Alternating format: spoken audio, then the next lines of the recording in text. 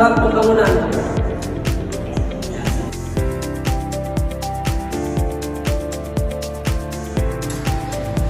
Assalamualaikum Kak. Waalaikumsalam. Ini saya kan dari itu Universitas Lampung, dari jurusan Teknik Pertanian. Ingin ada tugas nih Kak, saya tentang pembangunan masyarakat. Saya bertujuan di sini untuk mewawancarai Kakak. Kalau boleh izinkan saya perkenalkan diri dulu ya Kak ya. Iya boleh. Oke, nama saya Muhammad Fandi. Asal asli saya itu Tulang Bawang. Untuk kesibukan saya sekarang ya ini jadi mahasiswa ini Kak. Kalau untuk Kakak gimana? Kalau saya sendiri untuk kegiatan seperti biasa, saya seorang mahasiswa juga di Universitas Lampung sama dengan Abang Neni. Kemudian saya juga aktif di kegiatan masyarakat di Karang Taruna daerah Badan Lampung. Jadi gini Kak, saya ingin bertanya-tanya sedikit lah tentang pengembangan masyarakat ini.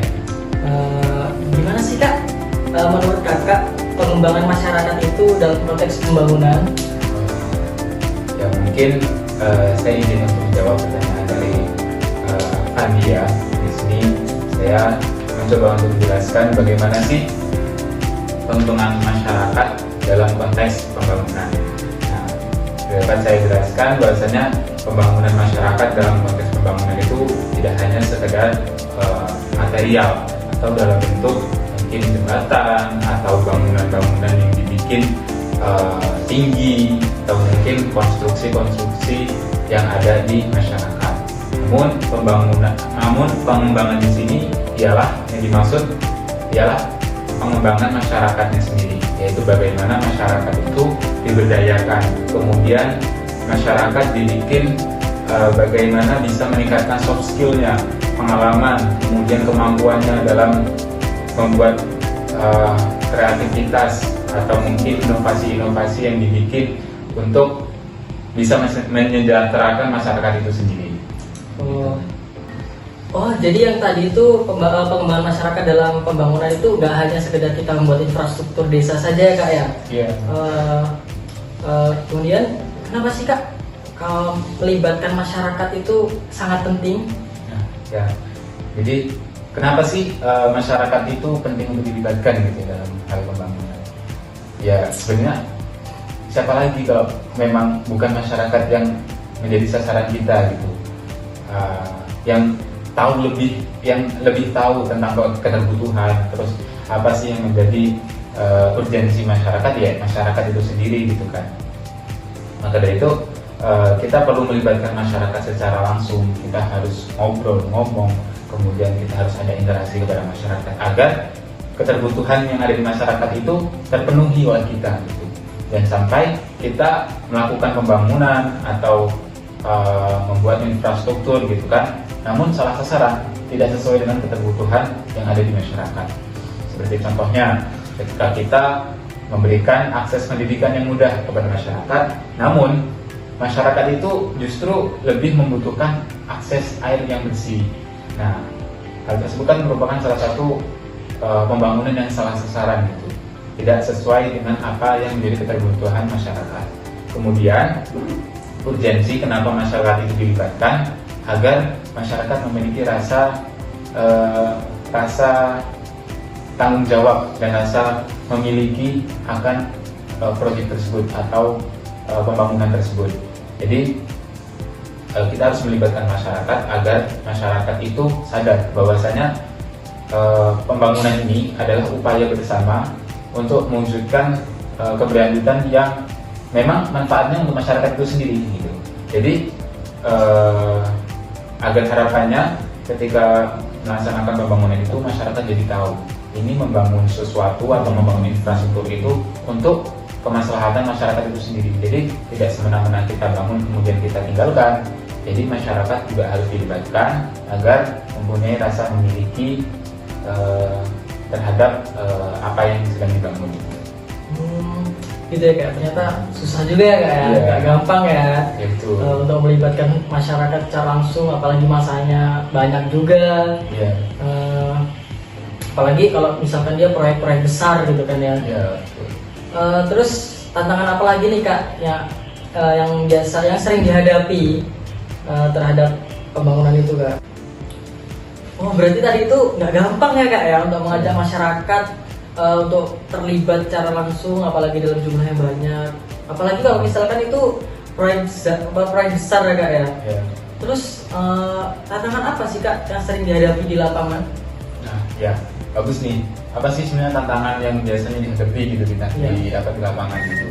Nah mungkin jadi biasanya ya tantangan yang akan terjadi itu yang pertama soal komunikasi kepada masyarakat setempat. Kadang ada masyarakat memang yang dia lebih saklek sama budayanya atau memiliki sudut pandang sendiri gitu. Jadi terkadang ada perusahaan atau organisasi yang memiliki cara pandang berbeda dengan masyarakat yang ada di situ, yang ada di tempat.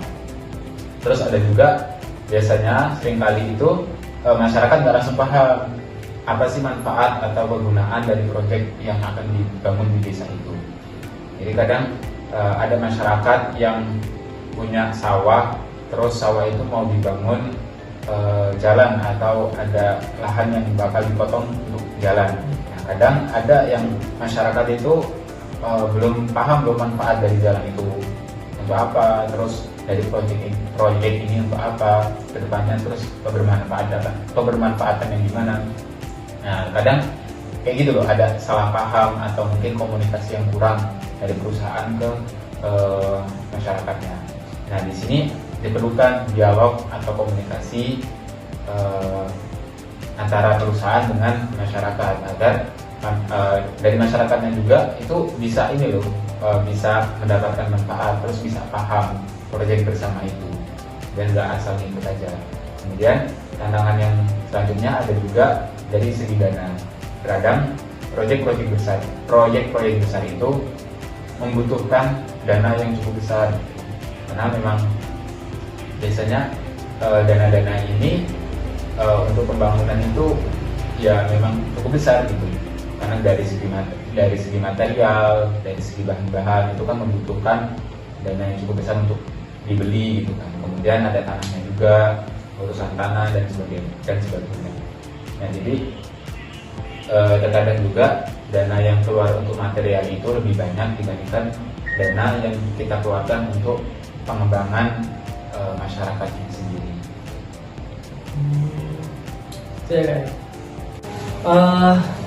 Ngomong-ngomong nih kak ya, gimana sih kak caranya biar masyarakat itu benar-benar aktif dan terlibat dalam pengembangan ini?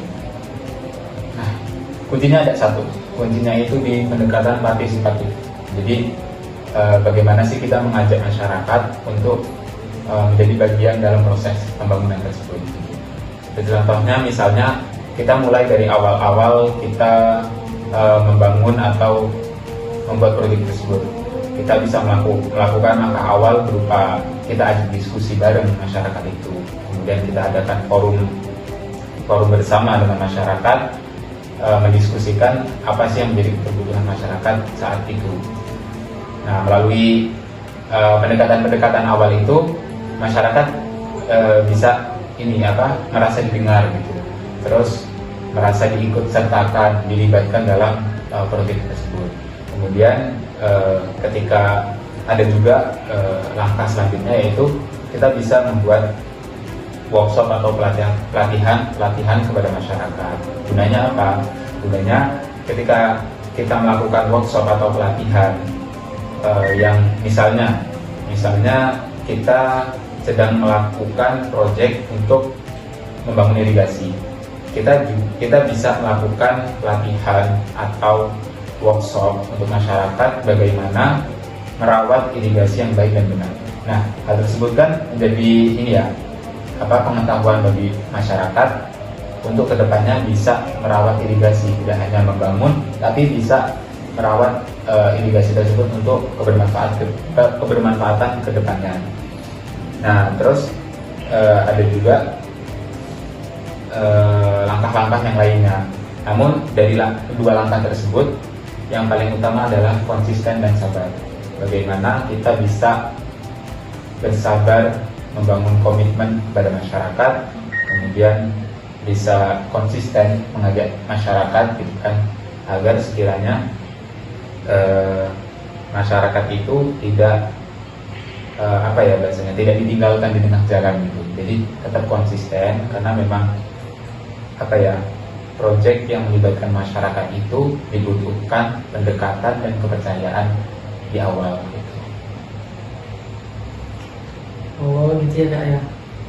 Ya. Oke kak, ya mungkin hanya itu saja ya pertanyaan-pertanyaan yang kami ingin wawancarai